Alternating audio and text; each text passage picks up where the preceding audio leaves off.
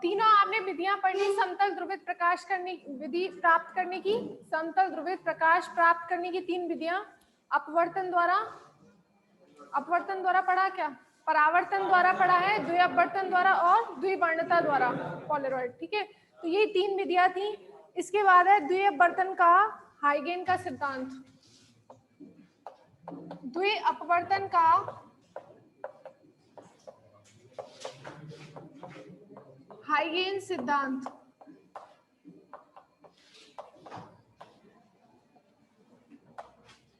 यह निम्न अभिकल्पना पर आधारित है।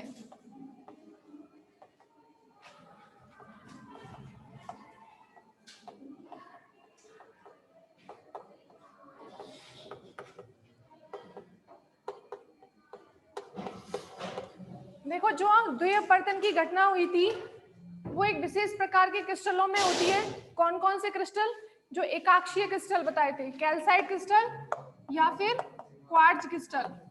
ठीक है, ये कौन से क्रिस्टल हैं? एकाक्षीय क्रिस्टल, जिनमें एक विशेष प्रकाशिक अक्ष होती है। जब इन पर कोई प्रकाश आपतित होता है, अध्रुवित प्रकाश, तो क्या होता है इसके अंदर, क्रिस्टल के अंदर द्विअपवर्तन की घटना होती है। एक अध्रुवित प्रकाश 2 किरणों में परिवर्तित हो जाता है, जिसमें एक तो थी ई किरण और दूसरी ओ किरण। जिसमें कंपन तल के लंबवत होते हैं वो ओ किरण, और जिसमें कंपन आपतन तल के तल में होते हैं वो ई किरण। ठीक है, तो जब उन्होंने इस द्विअपवर्तन की घटना को देखा हाइगेन ने, तो उन्होंने अपना जो द्वितीयक तरंगिकाओं का सिद्धांत था, हाइगेन ने तरंगाग्र के लिए सिद्धांत दिया था ना, द्वितीयक तरंगिकाओं का सिद्धांत 12th क्लास में पढ़ा है, हाइगेन का द्वितीयक तरंगिकाओं का सिद्धांत। उसी को उन्होंने इस जो द्विअपवर्तन की घटना थी उसी में आगे बताया कि द्विअपवर्तन की घटना को देख करके उन्होंने अपनी जो हाइगेन का तरंगाग्र सिद्धांत था उसी का विस्तृत रूप दिया। ठीक है, तो ये पहली अभिकल्पना थी कि जब प्रकाश किसी द्विअपवर्तित क्रिस्टल पर आपतित होता है तो द्विअपवर्तन की घटना में क्रिस्टल का प्रत्येक बिंदु 2 तरंगिकाओं का स्रोत बन जाता है।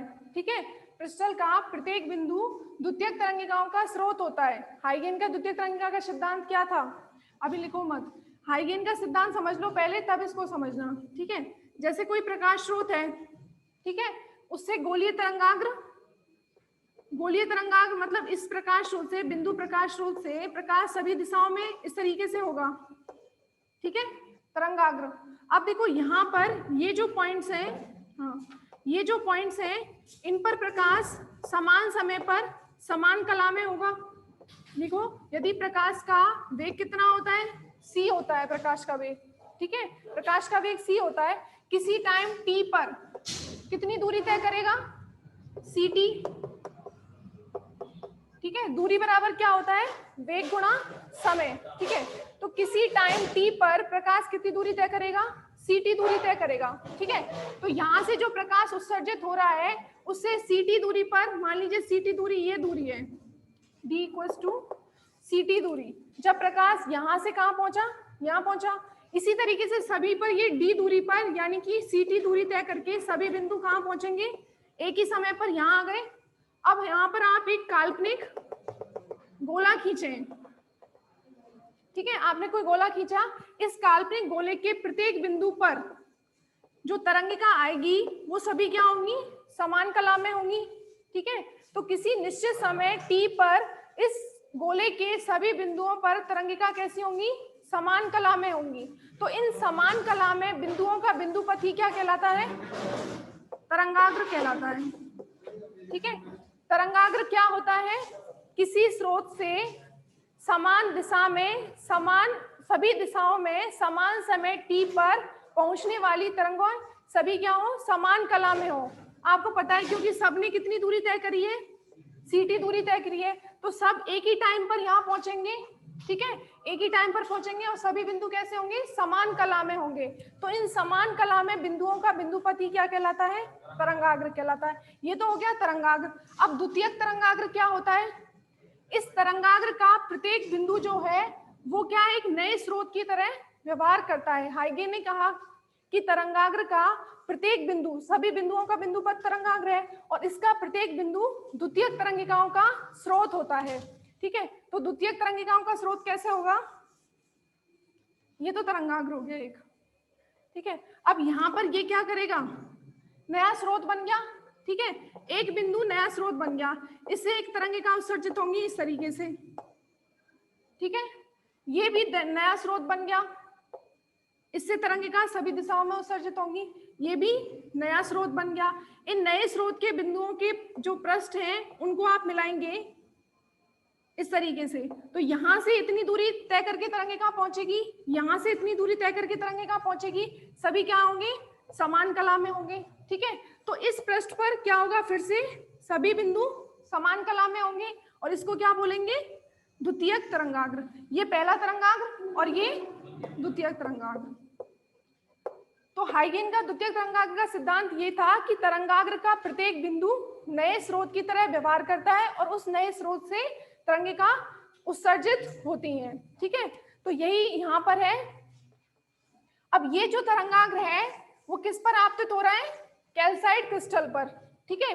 तो जब प्रकाश कैल्साइट क्रिस्टल पर आपतित होता है इस तरीके से, तो यहाँ पर जब तरंगाग्र आपतित होगा तो इस तरंगाग्र का प्रत्येक बिंदु क्या होगा, द्वितीयक तरंगिका का स्रोत होगा, ठीक है। तो द्वितीयक तरंगिका में दो तरीके की अपद्वय अपवर्तन की भी घटना होगी, ठीक है। कैल्साइट क्रिस्टल पर आपतित होगा, ये नया स्रोत भी बनेगा और द्वय अपवर्तन की घटना भी होगी। अब द्वितीयक तरंगिकाओं का स्रोत कैसे बनेगा कि इससे एक तो ओ तरंग का तरंगाग्र और दूसरा ई तरंग का तरंगाग्र, ठीक है। तो यहाँ पर यही चीज बता रहे थे कि जब प्रकाश किसी कैल्साइट क्रिस्टल पर आपतित होता है तो कैल्साइट क्रिस्टल का प्रत्येक बिंदु द्वितीयक तरंगिका का स्रोत होता है, एक तरंगिका ओ किरण के लिए और दूसरी तरंगिका ई किरण के लिए, ठीक है। तो फर्स्ट पॉइंट लिखो, जब अध्रुवित प्रकाश का, जब अध्रुवित प्रकाश किरण का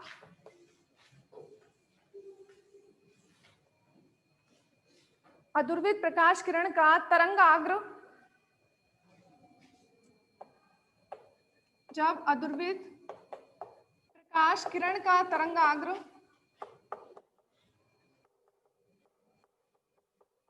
किसी कैल्साइट क्रिस्टल या किसी एकाक्षीय क्रिस्टल, लिख लीजिए अभी, किसी एकाक्षीय क्रिस्टल, क्योंकि उसमें कैल्साइट और क्वार्ट्ज दोनों आ जाएंगे, किसी एकाक्षीय क्रिस्टल पर आपतित होता है, आपतित होता है तो पृष्ठ का प्रत्येक बिंदु, तो पृष्ठ का प्रत्येक बिंदु द्वितीयक तरंगाग्र का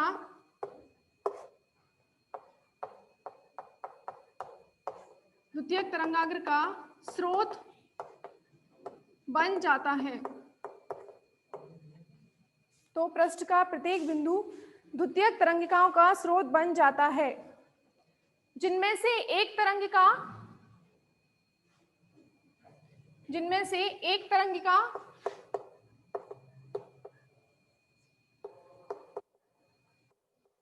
साधारण किरण के लिए,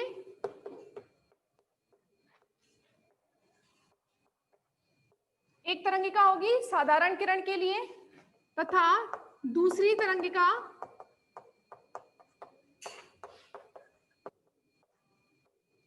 असाधारण किरण के लिए, असाधारण किरण के लिए प्राप्त होती है।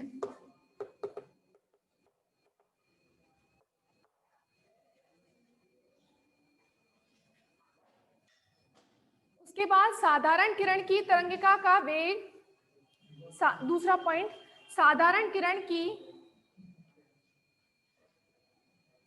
साधारण किरण की तरंगिका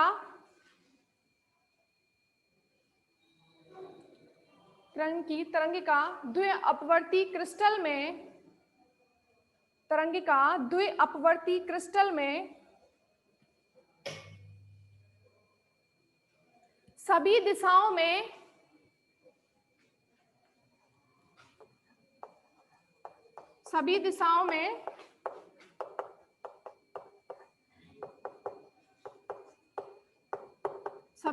में समान वेग से गति करती है।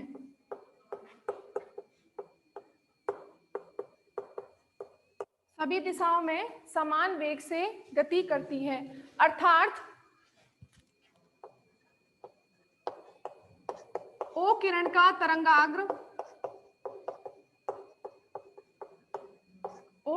तरंगाग्र गोलीय होता है। O किरण का तरंगाग्र गोलीय होता है।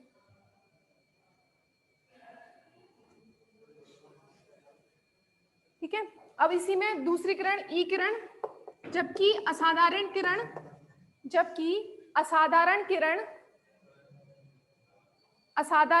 का वेग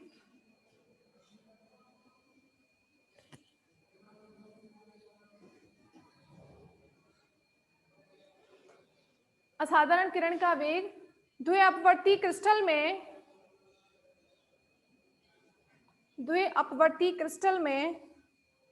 भिन्न भिन्न दिशाओं में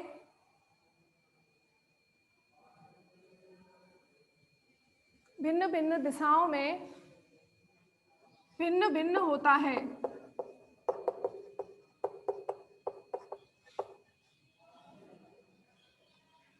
ई किरण का असाधारण किरण का तरंगाग्र दीर्घवृत्तज रूप में फैलता है। ई किरण का तरंगाग्र दीर्घवृत्तज रूप में फैलता है।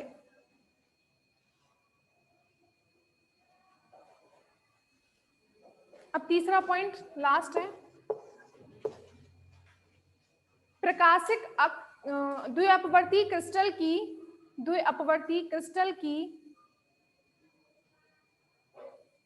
प्रकाशिक अक्ष के अनुदेश द्वि अपवर्ती क्रिस्टल की प्रकाशिक अक्ष के अनुदेश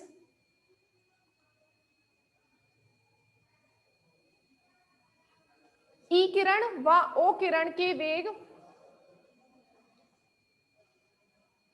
प्रकाशिक अक्ष के अनुदेश ई किरण व ओ किरण के वेग समान होते हैं,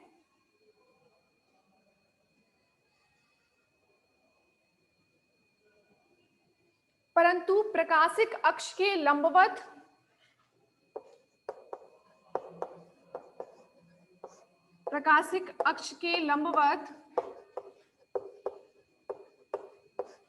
क्रिस्टल की प्रकृति के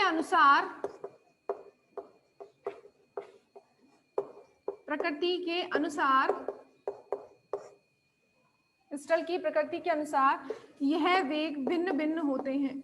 ये दोनों के वेग भिन्न भिन्न होते हैं।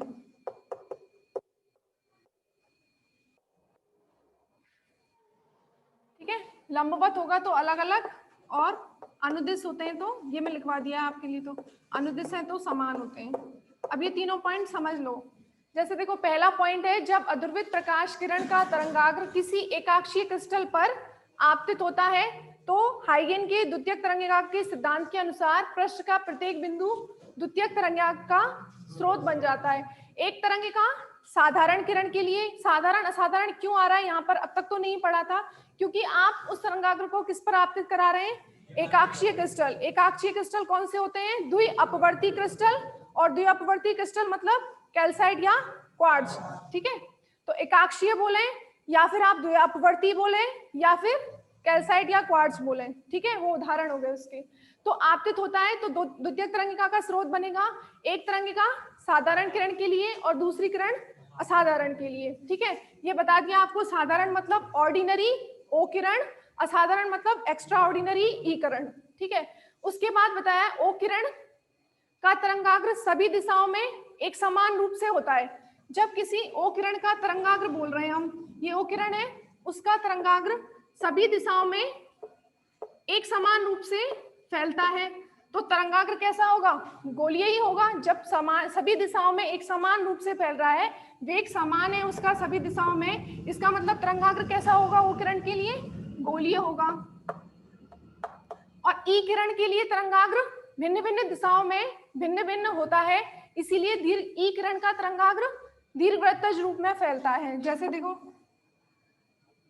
यहाँ पर वेग, क्योंकि तरंगाग्र क्या होता है? जब सभी पॉइंट कैसे हों? एक ही टाइम पर पहुंचे, ठीक है।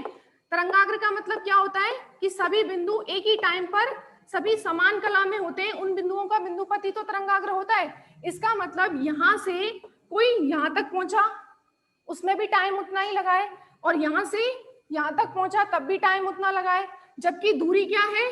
ज्यादा है, और यहाँ पर दूरी कम है और टाइम बराबर लगा है। इसका मतलब यहाँ पर वेग क्या है? कम होगा, और यहाँ पर वेग ज्यादा होगा, तभी तो ये जल्दी पहुंच गया, दूरी कम है। इसका मतलब ई किरण का तरंगाग्र दीर्घवृत्तज होता है और भिन्न भिन्न दिशाओं में वेग कैसा है? भिन्न भिन्न है, ठीक है।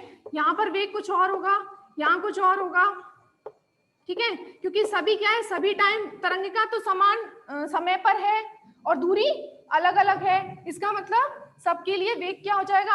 अलग अलग हो जाएगा। तो ये किरण, ये तरंगाग्र हो गया ई किरण के लिए, ठीक है, ये समझ आ गया। उसके बाद इसमें लिखा हुआ है प्रकाशिक अक्ष के लंबवत क्रिस्टल की प्रकृति के अनुसार। ये लाइन ऐसे थी, पहला वाला पॉइंट ऐसे था, तीसरा वाला कि जब प्रकाशिक अक्ष कैसी हो? प्रकाशिक अक्ष के अनुदिश, ठीक है, प्रकाशिक अक्ष के अनुदिश ई किरण व ओ किरण के वेग कैसे होते हैं? समान होते हैं। जैसे मान लीजिए प्रकाशिक अक्ष यहाँ पर है, इस अक्ष पर क्या होगा? ई किरण का जो तरंगाग्र है और ओ किरण का तरंगाग्र है, उनके वेग कैसे होंगे? समान होंगे। देखो यहाँ पर यदि मैं ऐसे बनाऊं इसको, ये प्रकाशिक अक्ष है, ओ किरण का तरंगाग्र ये हो गया गोलीय, और ई किरण का तरंगाग्र कैसा होगा? दीर्घवृत्तज, ठीक है। तो दीर्घवृत्तज मैं ऐसे बना सकती हूँ, ठीक है। ये हो गई ओ किरण और ये हो गई ई किरण। ई किरण का तरंगाग्र दीर्घवृत्तज है और ओ किरण का तरंगाग्र गोलीय है, ठीक है। अब देखो प्रकाशिक अक्ष कहाँ पर है? इन दोनों पॉइंट्स पर है। इन दोनों पॉइंट्स पर ई किरण का वेग और ओ किरण का वेग कैसा होगा? बराबर होगा। यहाँ पर प्रकाशिक अक्ष आ रही है ना, तो प्रकाशिक अक्ष के अनुदिश ई किरण और ओ किरण दोनों के वेग क्या है? बराबर है। और प्रकाशिक अक्ष के लंबवत ये वाली स्थिति होगी। यहाँ पर बताइए ई किरण का तरंगाग्र ज्यादा है या ओ किरण का? ई के लिए वेलोसिटी ज्यादा होगी। तो अभी तो आपको बस इतना पढ़ना है कि प्रकाशिक अक्ष के अनुदिश कैसा है, दोनों के वेग कैसे होंगे? बराबर होंगे। अब ये जरूरी नहीं है कि ओ किरण का तरंगाग्र अंदर हो और ई का बाहर हो, ई का भी बाहर हो सकता है। जैसे यहां पर देखो, अब मैं दीर्घवृत्तज के अंदर बना दूं,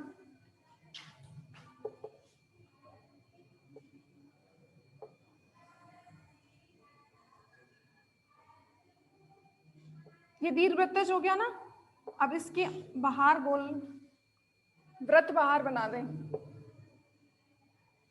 ये नोट कर लेना आप।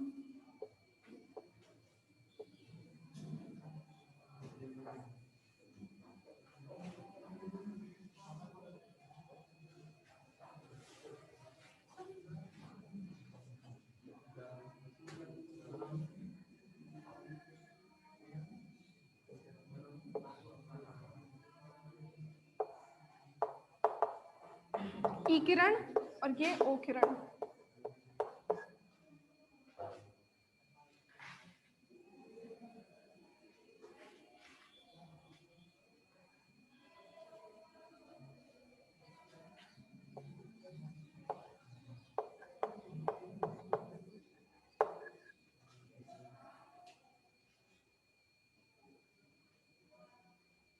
दोनों में ही, इसमें व्रत अंदर है ना, इसमें व्रत बाहर लिया है, इसमें व्रत अंदर है, ठीक है। इसमें ओ किरण अंदर है, ई किरण का तरंगाग्र बाहर है, ठीक है। इसमें ई किरण का तरंगाग्र अंदर है और ओ किरण का बाहर है। तो यहाँ पर देखो ओ किरण के लिए वेग क्या होगा, ज्यादा होगा वी से, और यहाँ पर ई किरण के लिए ज्यादा होगा ओ से।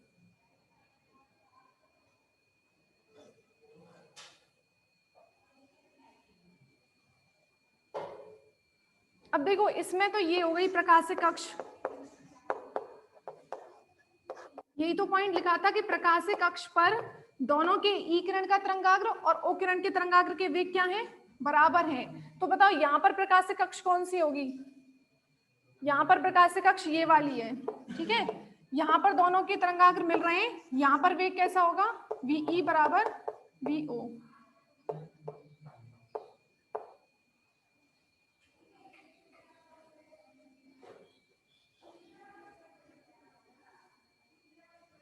इसमें लिख देना ये वाली प्रकाशिक अक्ष।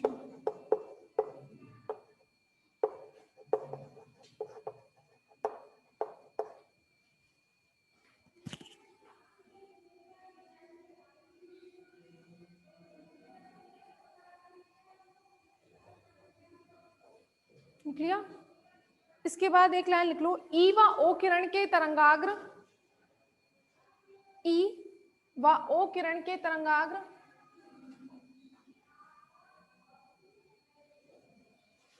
ई व ओ किरण के तरंगाग्र केवल दो बिंदुओं पर स्पर्श करते हैं, केवल दो बिंदुओं पर स्पर्श करते हैं।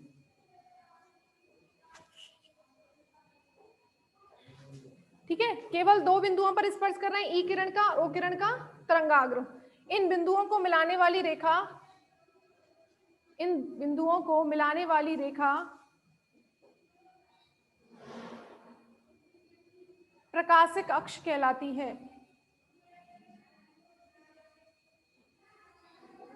इन बिंदुओं को मिलाने वाली रेखा प्रकाशिक अक्ष कहलाती है।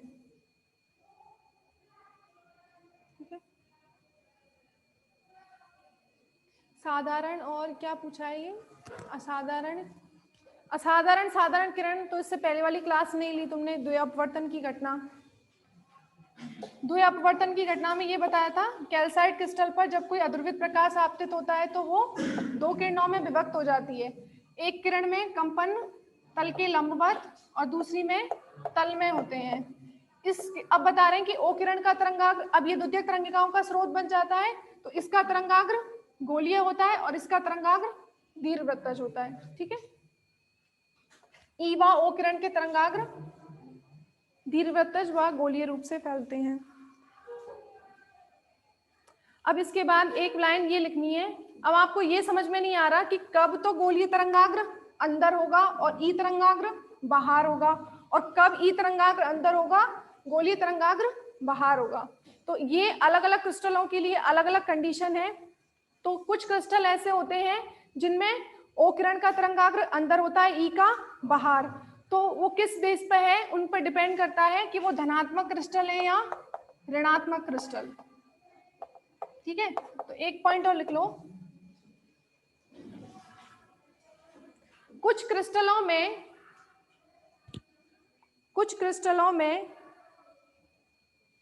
जैसे कैल्साइट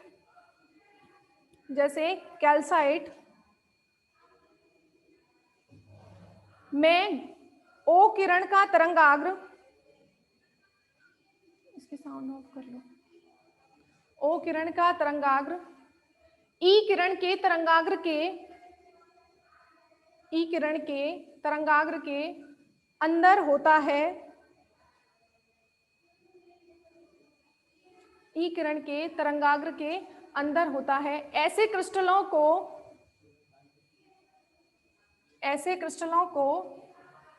ऋणात्मक क्रिस्टल कहते हैं। ऐसे क्रिस्टलों को ऋणात्मक क्रिस्टल कहते हैं। ठीक है, तथा कुछ अन्य क्रिस्टलों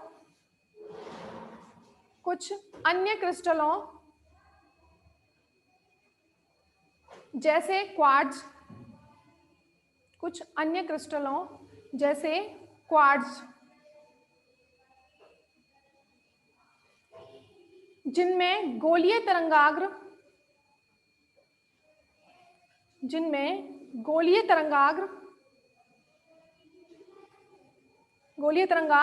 दीर्घवृत्तज तरंगाग्र के बाहर होता है, जिनमें गोलीय तरंगाग्र दीर्घवृत्तज तरंगाग्र के बाहर होता है।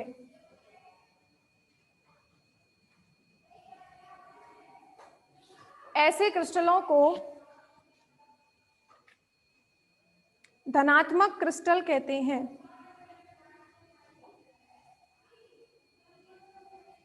ऐसे क्रिस्टलों को धनात्मक क्रिस्टल कहते हैं। अब देखो एक बात सोचो कि जब दोनों के वेग अलग अलग हो रहे हैं, ठीक है, दोनों के वेग अलग अलग हो रहे हैं और एक ही माध्यम में जा रहे हैं, जैसे मान लीजिए जो कैल्साइट क्रिस्टल है उसका अपवर्तनांक म्यू है, ठीक है, म्यू है उसका अपवर्तनांक। अब ये दोनों ही तरंगाग्र, एक ई किरण और ओ किरण, दोनों की क्या है, वेलोसिटी अलग अलग हो रही है। जब इनके वेग अलग अलग हो रहे हैं तो इस अपवर्तनांक का क्या फर्क पड़ेगा, दोनों किरणों के लिए अपवर्तनांक भी तो अलग अलग हो जाएगा, ठीक है। दोनों ई व ओ किरण के लिए कैल्साइट क्रिस्टल के अपवर्तनांक अलग अलग होंगे, ठीक है। तो अब आप ऐसा कीजिए, ऋणात्मक व धनात्मक क्रिस्टल में अंतर, तो वहां से एक ही बार में हो जाएंगे सभी, पॉइंट्स में नहीं लिखना पड़ेगा, ऐसे एक टेबल बना लो।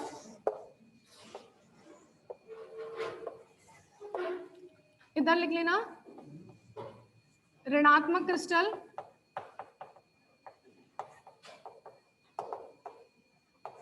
और इधर धनात्मक क्रिस्टल,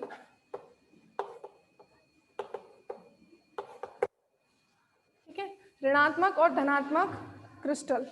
देखिए ये चीज ध्यान रखना, धनात्मक और ऋणात्मक क्रिस्टल दोनों ही क्या हैं, द्विअपवर्ती क्रिस्टल हैं, एकाक्षीय क्रिस्टल हैं, या फिर क्या बोल सकते हैं, द्विअपवर्ती या एकाक्षीय, या फिर कैल्साइट। ऋणात्मक क्रिस्टल होता है कैल्साइट और धनात्मक क्रिस्टल होता है क्वार्ट्ज, ठीक है। रिवीजन कर रहा हूं, टाइम बताना, ये लिखवा देती हूँ एक बार बच्चों। अब देखो ये वाली जो चीज लिखी थी, इसमें ओ किरण का तरंगाग्र कहाँ है, ई किरण के तरंगाग्र के अंदर है। ये कौन से वाले क्रिस्टल बताए मैंने, ऋणात्मक क्रिस्टल।